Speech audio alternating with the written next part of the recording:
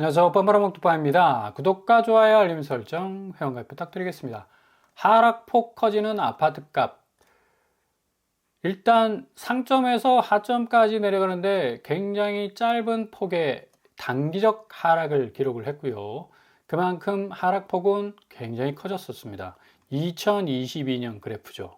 이 그래프 이제는 2026년에 다시 재등장할 가능성이 어느 때보다도 높아졌다.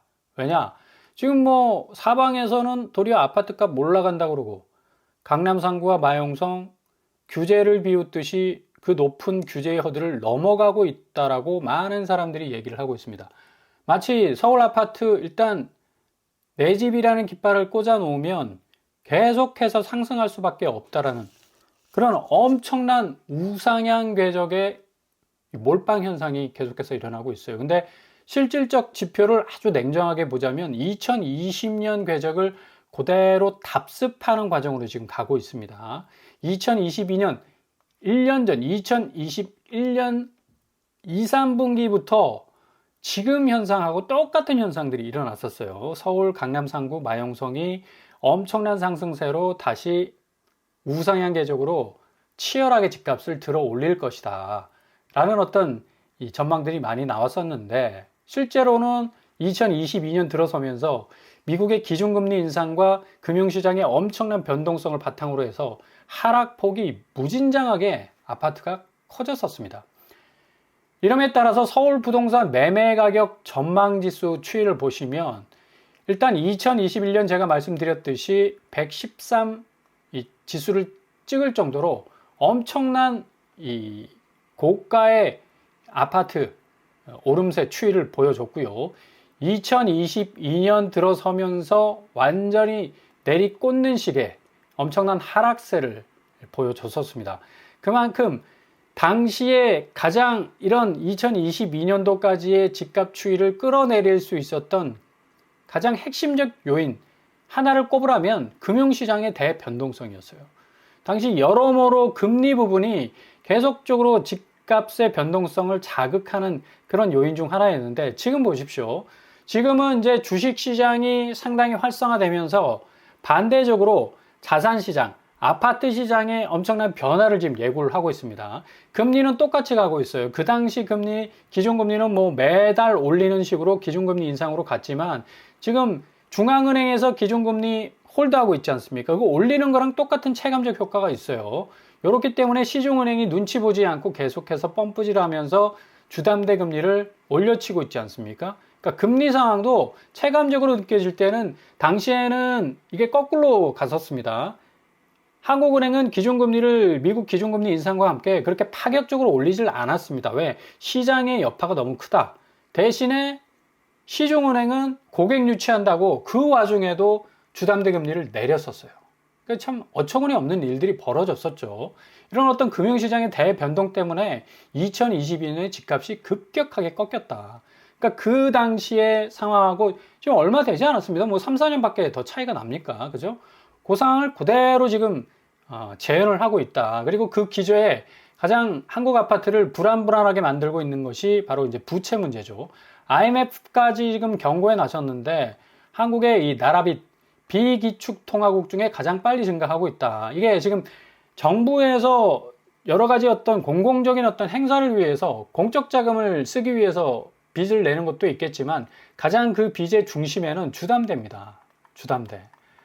아파트를 무리하게 사고자 연끌을 하는 그런 어떤 행위들이 계속적으로 그치지 않고 지금 일어나고 있고 심리적 기저에는 무조건 서울 아파트만 잡으면 나는 팔자 고칠 수 있다라는 아주 이상한 생각들에 지금 침잠이 돼 있어서 GDP 대비 부채 비율이 지금 64.3%입니다. 아니 IMF가 경고할 정도면 이거 작년 12월 21일 날 나온 기사인데 이거 뭐 불과 뭐 한 달도 안 된 기사 아닙니까? 그만큼 IMF가 한국의 이 가계빚, 특별히 아파트 시장의 부채 문제, 그리고 그 부채가 물고 있는 금리 문제를 아주 심각하게 보고 있다는 얘기입니다. 자칫 잘못했다가는 지금 코스피, 코스닥 얼마나 분위기 좋습니까? 뭐 마치 나스닥과 S&P 500에 갔던 이 서학개미들이 다시 유턴해서 돌아올 정도로 지금 14.7% 정도 성장률을 보이고 있어요. 나스닥은 그에 비해서 1.4%입니다. 지금 10배가 더 높은 고속 성장을 보이고 있다는 얘기예요. 그러니까 그만큼 굉장히 어떤 분위기 좋은 금융시장의 대변동력 이 사항이 결국 이거 자칫 잘못됐다가는 부채 문제 때문에 그냥 덜커덕 넘어질 수도 있을 가능성도 높다. 대한민국의 국내 총생산 대비 국가 부채 비율이 향후 5년 동안 전 세계 비기축통화국 중에서 가장 빠른 속도로 증가할 것이다. IMF의 분석이 치명적이죠. 이렇게 되면 부채 문제가 결국은 아파트를 지금까지 그 가치를 좀 견인해왔던 어느 정도의 이 기준기 역할을 했다면 이제 완전히 포크레인 같은 역할, 완전히 그냥 무너뜨리고 파버리는, 그러니까 부채가 가치를 들어올리는 레버리지로서의 어떤 역할이 아니라 이제 부채가 그 가치를 갉아먹고 파괴하고 파쇄해버리는, 뭐 굴착기의 엄청난 그 힘의 이 영향에 의해서 와르르 건물이 무너지지 않습니까? 그 똑같은 어떤 일들이 아파트 자산 시장에 벌어질 수 있다라고 IMF가 지금 경고하고 있다는 얘기입니다. 실제로 우리나라의 GDP 대비 재정 적자 비율 증가폭은 굉장히 우려스러운 부분이 많고요. 2020년 45.9, 2030년 64.3, 18.4포인트 정도 급등할 수 있다는 얘기입니다. 이렇게 되면 IMF가 비교 대상으로 삼는 37개국 가운데 3위, 1위, 2위는 싱가포르, 핀란드인데 이게 뭐 도시국가 혹은 뭐 경제 규모가 좀 작지 않습니까? 싱가포르나 핀란드는 소규모 국가 아닙니까? 요 나라만 딱 제외해버리면 증가폭은 사실상 우리나라가 제일 크다. 뭐 반도체, 자동차, AI 기술, 첨단의 모든 기술을 뭐 구가하고 있는 대한민국의 엄청난 테크놀로지와 비교해서 싱가포르, 핀란드는 뭐 아무것도 없지 않습니까? 솔직히 이런 거 다 제외해버리면 결국 부채 증가율은 세계 1위라고 말을 할 수가 있어요. 이게 이제 건전한 레버리지로 작용을 한다면 금융시장에 엄청난 또 확대되는 유동성으로서 작용할 가능성도 있지만 계속해서 아파트 시장에 머물러 있는 죽어 있는 돈이 돼버리면 이제 아파트 시장은 황금성이 무지하게 떨어지지 않습니까? 돈으로 바꿔낼 수 있는, 빨리빨리 바꿔낼 수 있는 그런 어떤 회전율이 훅 떨어져 있어요. 그렇기 때문에 이 자본 자체가 부동산 시장에 머물러 있다는 얘기는 그 자본 자체가 썩고 있다는 얘기입니다. 그래서 19일 국제결제은행 BIS에 따르면 올해 이 작년 11월 말 한국의 실질 실효 환율이 87.05, 한 달 전보다 뭐 2.02% 작년 이 지표가 나왔었는데 이제 올해 들어서 이제 어떻게 이게 진행이 될지 기초가 주목이 되는 그런 상황이고, 이 부채 문제는 실질적으로 이제 지표뿐만 아니라 폭증하는 마통의 어떤 통장 잔액이 쑥 하고 올라가지 않습니까? 그리고 빌리면 그때그때 갚으면 그게 또 레버리지로 작용이 됩니다. 근데 부동산 규제 후에 주담대 상환액을 보면 훅 떨어져 있어요. 그러니까 대출이 너무 기하급수적으로 늘어나고 그 부채 문제가 결국에 와서는 국가 경제의 어떤 위기가 될 수 있는 상황인데 그걸 이제 셧다운을 했습니다. 근데 이게 이제 막지 않았으면 이게 주담대 상환액은 더 떨어졌을 겁니다, 아마. 왜냐하면 빌리는 파이가 더 커져 버리면 이제 개인도 감당할 수 없을 그런 어떤 위기가 닥쳐올 수 있기 때문에. 그래서 부동산이 가계부채에 미치는 영향은 한국은 뭐 절대적이라고 말씀을 드릴 수가 있겠고요. 당연히 이 주택시장 기대감이 그동안 부채를 물고 왔던 제비들이 막 박씨를 물고 와가지고 흥부를 부자되게 만드는 것처럼 그냥 은행에서 대출 물고 오면, 그리고 서울 지역 어느 아파트에 똑 떨어뜨리면 그게 그냥 완전히 골드가 된다는 생각 때문에 많은 사람들이 그 기대감 하나 가지고 지금까지 버틴 거 아닙니까? 근데 그 부채 부담이 이제 현실로 다가오고 있으니까 구조적으로 이제 취약할 수밖에 없지 않습니까? 가계부채 위험 높이고 결국 이거는 소득과 무관하게 부채 부담이 커지기 때문에 국가 경제에 엄청난 타격을 줄 수가 있어요. 그래서 이거 부동산 집값 잡지 못하면 정말 지금 잘 진행되고 있는 코스피 코스닥 시장도 굉장히 위험해질 수 있다는 얘기입니다. 환율 문제도 지금 계속적인 어떤 변동성 요인 중에 가장 큰 빨간불을 반짝반짝 켜고 있지 않습니까? 수입 물가 막 들어올리고 5년새 커피가 280% 올랐습니다. 예, 우리나라 사람들 카페 가는 거 얼마나 좋아합니까? 근데 가서 이제 커피를 사 먹어야 되는데 280% 올랐어. 쇠고기 60% 올랐고요. 이런 식으로 지금 물가를 직격하는 고환율 시대, 이 고환율은 결국에 가서는 금리도 계속해서 두드릴 겁니다. 그렇게 되면 결국 깨질 수밖에 없죠. 쪽박 날 수밖에 없다는 얘기입니다. 수입 물가 지수 결국에는 달러 기준으로 307.12였지만 원화 기준으로 379.71, 그러니까 환손실이라고 그러죠. 예. 환율 차이로 인해서 나는 손실 자체가 이렇게 구멍이 나버리면 작년 말 환율 고점 보십시오. 1480원 뚫어가지고 81원까지 가지 않았습니까? 지금은 이제 1470원에서 1440원 이제 왔다 갔다 하고 있는데, 요게 이제 변동성이 계속해서 커지게 되면 상당히 이 부동산 시장에서는 금리 부분, 그리고 그 금리가 부채를 물고 있기 때문에 엄청난 부채는 결국 자산 가치의 하락을 견인하게 된, 그것도 급격하게 말아먹을 수 있는 그런 엄청난 위험을 내포하고 있습니다. 초반에 제가 보여드린 2022년에 그 그림처럼 고스란히 재현이 될 가능성이 많다. 그래서 지금 이 당장에서는 부동산 공급 대책 준비됐다. 그래서 연말 전후로 지금 빨리 공급 대책 내놔야 되지 않느냐라는 어떤 이 의견들이 굉장히 많아요. 그러니까 규제 하나로만 지금 부동산 기대 심리를 잡기에는 여전히 역부족이다. 그러니까 실질적으로 정말 충격적 공급들이 이 저가에 그리고 요지의 입지에 공급이 된다면 충분히 집값은 잡힐 여지가 있다. 그래서 부동산 추가 공급 논의가 뭐 계속적으로 연말부터 진행이 되어 왔는데, 발표 시점은 아마 1월 20일에서 30일 사이 되지 않을까, 1월 말 정도 되지 않을까 생각이 됩니다. 이거 공급은 정말 필요로 하는 사람, 필요로 하는 입지에 공급이 돼야지, 수도권 외곽, 경기 외곽에 아무리 신축 아파트 삐까뻔쩍하게 뭐 명품 간판 딱 달고 들어서 본다고 가정해 보십시오. 누가 가겠습니까, 거기? 그건 공급이 아니죠. 공급하는 척 하는 거죠, 그건. 유령 공급입니다. 아무런 사람들이 실효성이 없는 공급, 뭐 접근성도 떨어지고 가격도 그닥 싸지 않은 것 같고 이래버리면 공급 의미가 없거든요. 그러니까 서울 도심에서 야, 저런 가격에 저런 입지에서 공급이 나와? 이래버리면 그냥 집값은 단박에 잡힐 수밖에 없다. 지금 거래량 감소 보시면 지금 고점에 물려있는 집값이 얼마나 많은 피로도를 주는지를 고스란히 보여주고 있지 않습니까? 금리 상승하고 수요층 유입이 이제 제약이 되다 보니까 거래량 거의 지금 70%에서 90%까지 이제 꺾여가고 있다. 이렇게 되면 기본적으로 이제 부동산 시장도 살아야 되지 않겠습니까? 그죠? 정상적인 가격으로 인풋, 아웃풋 되는 어떤 거래 질서가 확립이 되고 단단하게 부동산 시장이 좀 잘 버텨주면서 금융시장도 잘 돌아가고, 그러면 전체적으로 금융 시스템 자체에 또 부동산 자산 시장의 자체에 상승 효과가 서로 견인할 수 있는 그런 어떤 일들이 일어날 수가 있는데, 이렇게 거래량 감소가 그냥 급직하로 그냥 수직으로 떨어져 가고 있는데, 이게 왜냐? 집값이 안 잡혀서 그래요. 집값 자체의 어떤 기대 심리가 계속해서 지금 호가세를 물고 있기 때문에, 이게 정상적으로 내려와 준다면 충분히 이 거래는 정상적인 이제 거래로 돌아갈 겁니다. 많은 사람들이 서울 수도권에서 4억대, 5억대 아파트 거래 안 하겠습니까? 당연히 하지. 이게 지금 뭐 15억, 16억, 20억 해버리니까 누가 거래를 하겠습니까? 이 고금리 시대에. 당연히 부동산 시장에 유입되는 자본 감소 현상이 일어날 수밖에 없고 투입 줄어들 수밖에 없죠. 지금 뭐 구조적으로라도 정책적인 어떤 대출 제한 들어가지 않습니까? 그리고 금리가 너무 높아가지고 뭐 은행도 대출 제한하고 있지만 실질적으로 개인적 차원에서 내가 대출 받아서 들어가기를 원치를 않아요. 개인도. 고환율, 자본확충 부담 증가, 뭐 산업구조, 인구 감소도 뭐 엄청나게 지금 진행되고 있어서 상당 부분 부동산 아파트 시장은 이제 뭐 20억, 30억 한다고 하지만 지들이 뭐 깽가리 치고 뭐 북치고 장구치고 다 하라고 하십시오. 결국에 가서는 사줄 사람이 없는데 자기들이 고가로 높여놓은 아파트고 뭐 무슨 술짝에 있습니까? 그러니까 그 값에 팔려야지 술짝에 있는 거지.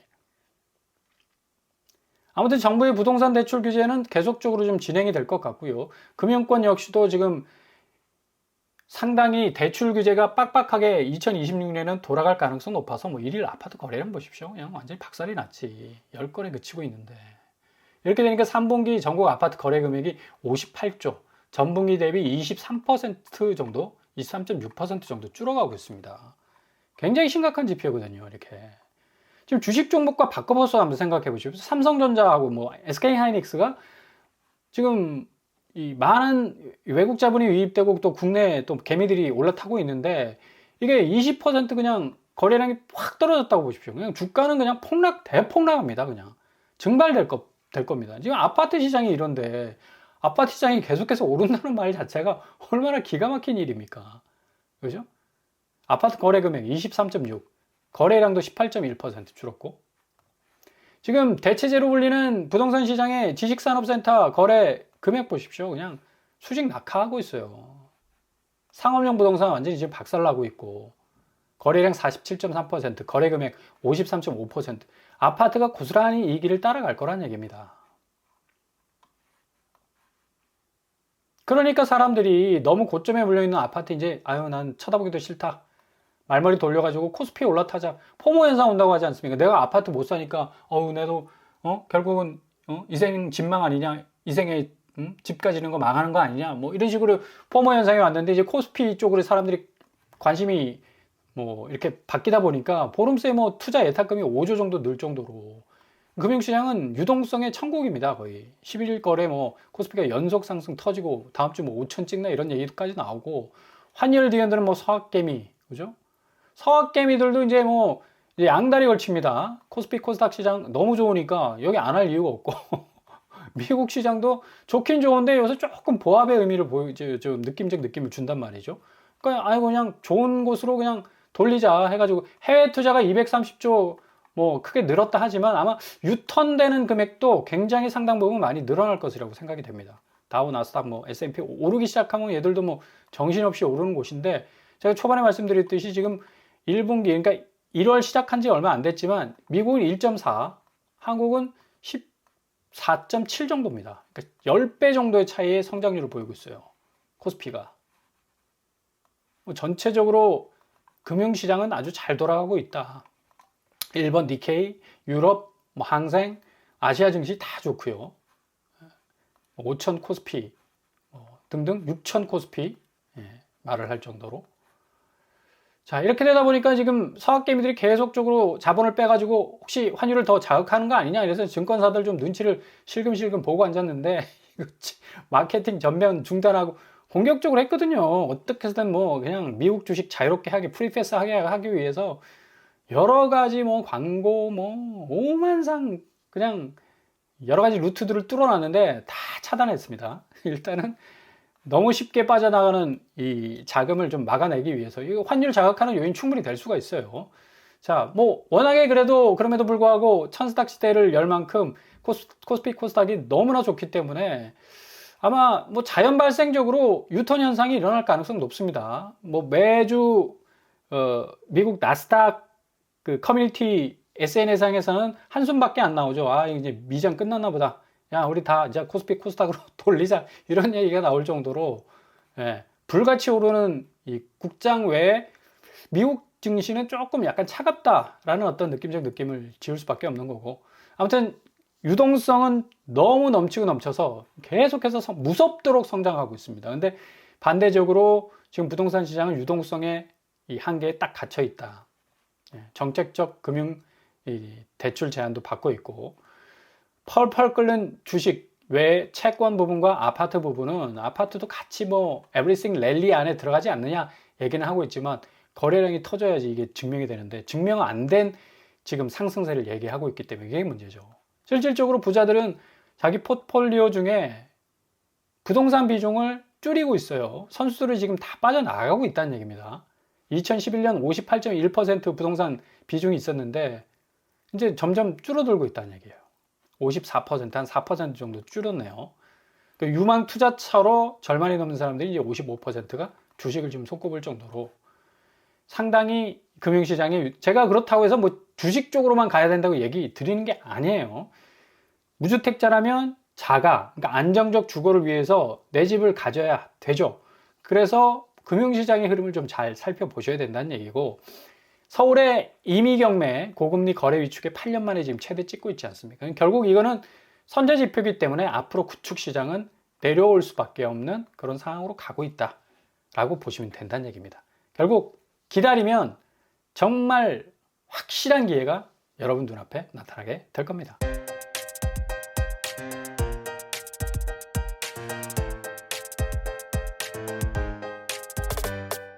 오늘의 부동산 캐릭터처, 거래량 자체가 지금 2022년을 그대로 재현할 만큼 2021년의 모습, 그 말미의 모습을 고스란히 지금 재현하고 있는데, 아무튼 간에 단기간 안에 집값은 엄청난 변동성 겪을 가능성이 높습니다. 반면에 금융시장은 유동성이 지금 흘러 넘치고 있죠.